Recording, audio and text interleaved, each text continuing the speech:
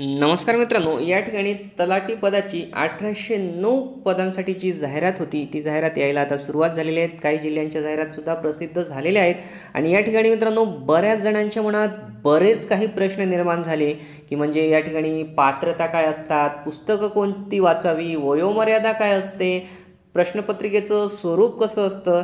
तर या संपूर्ण घटकांचा आपण अभ्यास करणार आहोत, या ठिकाणी माहिती घेणार आहोत, जेणेकरून तुम्ही तलाठीच्या परीक्षेमध्ये आउट ऑफ गुण घेताल आणि तुमचं जी पोस्ट आहे तलाठी मिळवण्याचं जे स्वप्न आहे ते स्वप्न तुम्ही या ठिकाणी अवश्य पूर्ण करताल. तर या ठिकाणी मित्रांनो सर्वप्रथम आपल्याला पाहायचं आहे की तलाठी या पदाकरता शैक्षणिक अर्हता काय आहे. तर या ठिकाणी शैक्षणिक अर्हता आहे मित्रांनो, तुमचं ग्रॅज्युएशन कंप्लीट असावं. 28 फेब्रुवारी 2019 या तारखेपर्यंत तुमचं ग्रॅज्युएशन जर कंप्लीट असेल तर तुम्ही तलाठी या पदाकरता फॉर्म भरू शकता. या ठिकाणी मित्रांनो MSCIT तुमचं झालं नसेल तरीसुद्धा तुम्ही तलाठी या पदाकरता फॉर्म भरू शकता. नंतर तुम्ही 2 वर्षात जॉईन झाल्यानंतर MSCIT सर्टिफिकेट मिळवू शकता. या ठिकाणी वयोमर्यादा पहा, वयोमर्यादा खुल्या प्रवर्गासाठी आहे 18 ते 38 वर्ष आणि मागासवर्गीयांसाठी मित्रांनो या ठिकाणी वयोमर्यादा आहे 18 ते 43 वर्ष आणि त्या ठिकाणी खेळाडूला सुद्धा 43 वर्ष आहे. प्रकल्पग्रस्त, भूकंपग्रस्त त्यांना 45 वर्षापर्यंत वयोमर्यादा आहे. अंशकालीन उमेदवार त्यांना 55 वर्षापर्यंत आहे. त्यानंतर या ठिकाणी परीक्षेचा दुसरा प्रश्न येतो की परीक्षेचा अभ्यासक्रम कसा आहे. तर या ठिकाणी मित्रांनो परीक्षेचा अभ्यासक्रम पहा कसा आहे. मराठी 25 प्रश्न 50 गुण, इंग्रजी 25 प्रश्न 50 गुण, गणित 25 प्रश्न 50 गुण, GK 25 प्रश्न 50 गुण, अशा प्रकारे 100 प्रश्न आणि 200 गुणांची ही प्रश्नपत्रिका या ठिकाणी असणार आहे. या गोष्टी या ठिकाणी लक्षात ठेवा. 200 गुणांची प्रश्नपत्रिका आहे आणि यामध्ये वेटेज GK मध्ये मित्रांनो जे आहे त्यामध्ये चालू घडामोडी खूप महत्त्वाचा वेटेज आहे. त्या GK मध्ये चालू घडामोडीसुद्धा येणार आहेत आणि त्याचा अभ्यास तुम्हाला करायचा आहे. आणि त्याची पुस्तकं आता मराठीसाठी कोणती पुस्तक वापरावी, इंग्रजीसाठी कोणतं पुस्तक, गणितासाठी, GK साठी, जेणेकरून तुम्ही तलाठी भरतीमध्ये 100% यशस्वी होणार. ती पुस्तकं सुद्धा खूप महत्त्वाची आहेत. मी या ठिकाणी मित्रांनो 2-2 पुस्तकांची नावं तुम्हाला सांगणार आहे. त्यापेक्षा जास्त पुस्तकं तुमचा जर स्टॅमिना चांगला असेल अभ्यास करण्याचा तर जास्त पुस्तकसुद्धा तुम्ही त्या ठिकाणी रेफर करू शकता. पण किमान 2 पुस्तकं आपण तलाठी या भरतीसाठी या तलाठी या पदाकरिता किमान मी सांगितलेली ती 2 पुस्तकं तुम्ही रेफर करा म्हणजे करा, जेणेकरून तुम्हाला 200 पैकी 200 गुण पडू शकतात. त्या 2 पुस्तकं रेफर केलात तरी ती 2 पुस्तकं मित्रांनो खूपच महत्त्वाची आहेत. प्रत्येक विषयाची 2 पुस्तकं आहेत, मराठी, इंग्रजी, गणित, GK. आणि या ठिकाणी जो अभ्यासक्रमाचा जो दर्जा आहे लक्षात ठेवा, इथं पदवी पात्रता असल्यामुळे पदवीपेक्षा कमी म्हणजे किमान 12वी लेवलचा तो अभ्यासक्रमाचा त्या ठिकाणी दर्जा राहणार आहे. आणि या ठिकाणी पुस्तकं कोणकोणती रेफर करायची ती मी या ठिकाणी तुम्हाला सांगत आहे.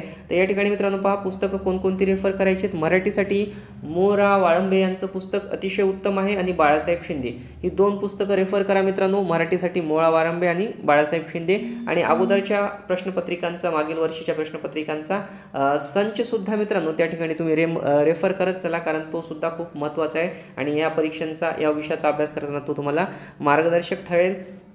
त्यानंतर इंग्रजीसाठी मित्रांनो पाल आणि सुरीचं जे इंग्रजीचं पुस्तक आहे ते पुस्तक आणि बाळासाहेब शिंदेचं यांचं इंग्रजीचं पुस्तक, हे 2 पुस्तकं तुम्ही रेफर करा. खूप चांगली पुस्तकं आहेत. तर तुम्ही शेख सरांचं या ठिकाणी युनिक अकॅडमीचं पुस्तकसुद्धा रेफर करू शकता. जर इंग्रजी तुमचं खूप वीक असेल तर तुम्ही ते पुस्तकसुद्धा चांगल्या प्रकारे रेफर करू शकता. आणि तुम्ही इंग्रजीमध्ये सुद्धा त्या ठिकाणी मित्रांनो 50 पैकी 50 गुण त्या ठिकाणी मिळू शकता. आणि इंग्रजीमध्ये सुद्धा मागील वर्षीचा क्वेश्चन सेट घ्या, आतापर्यंत महापरीक्षा पोर्टलने घेतलेल्या सर्व प्रश्नपत्रिका पहा आणि त्यामध्ये कशा प्रकारे पॅटर्न आहे इंग्रजी प्रश्नांचा तो पहा आणि त्यानुसार तुम्ही अभ्यास करा. या ठिकाणी बुद्धिमत्ता या विषयाकरता सतीश वशे आणि 8वीचं स्कॉलरशिपचं पुस्तक रेफर करा. या ठिकाणी 8वीच्या स्कॉलरशिपचं पुस्तकामधली काही प्रश्न ही आपली जी स्पर्धा परीक्षांमध्ये जसेच तसे विचारली जातात. त्यामुळे मित्रांनो ते 8वी स्कॉलरशिपचं पुस्तक तुम्ही चांगल्या प्रकारे रेफर करा. त्याच्यातली प्रत्येक उदाहरणं तुम्ही 1-1, 2-2, 3-3 वेळा सोडवून पहा आणि चांगल्या पद्धतीने सोडून करा. त्यानंतर सतीश वशे सरांच्या पुस्तकामध्ये त्याचं वैशिष्ट्य असं की त्या ठिकाणी मित्रांनो प्रत्येक प्रकारची गणितांची उदाहरणं 2-2, 3-3, 4-4 सोडून दाखवलेली आहेत. त्यामुळे सतीश वशे सरांचं पुस्तक आणि 8वीच्या स्कॉलरशिपचं पुस्तक अतिशय महत्त्वाची ही 2 पुस्तकं आहेत. बुद्धिमत्तेसाठी तुम्ही अनिल अंकलगी आणि वाना दांडेकर यांचं सुद्धा पुस्तक रेफर करू शकता. पण ही 2 पुस्तकं रेफर करणं खूप तुमच्या दृष्टिकोनातून आणि तलाठी पदाच्या दृष्टिकोनातून अत्यंत महत्त्वाचं आहे.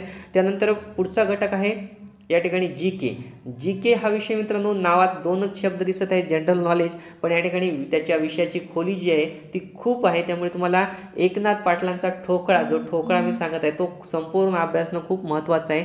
त्या ठिकाणी तुम्हाला 50 पैकी 50 गुण घ्यायचे आहेत. त्यासाठी जनरल नॉलेजसाठी मित्रांनो तुम्हाला एकनाथ पाटलांचं पुस्तक रेफर करावं लागेल. बळीराम हवळे, त्याचप्रमाणे मित्रांनो जे या ठिकाणी नाथ मी लिहिलेले आहे, पण नाथे पब्लिकेशन आहे, ते नाथे प्रकाशनाचं तुम्हाला जे साप्ताहिक येतं रोजगार नोकरी मार्गदर्शन, ते साप्ताहिकसुद्धा तुम्हाला चांगल्या प्रकारे त्या ठिकाणी अभ्यास नाही मित्रांनो. लक्षात ठेवा ही गोष्ट सगळ्यात महत्त्वाची, तर जेणेकरून तुम्हाला त्या गोष्टीचा फायदा होईल. नाथे पब्लिकेशनचं साप्ताहिक जरी तुम्ही रेफर करत असाल तर चालू घडामोडी हा विषय तुमचा तिथून पूर्ण होईल. आणि एकनाथ पाटील तुम्ही GK साठी चांगला रेफर करा.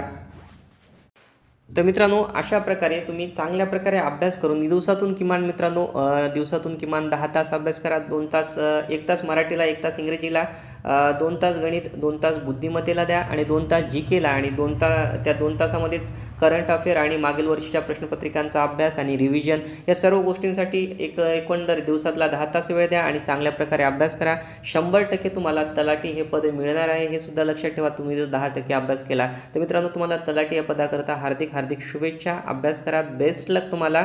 यासोबत मित्रांनो काही प्रश्न शंका असतील कमेंट्समध्ये या व्हिडिओला लाईक व शेअर करायला विसरू नका मित्रांनो. जय हिंद, जय महाराष्ट्र.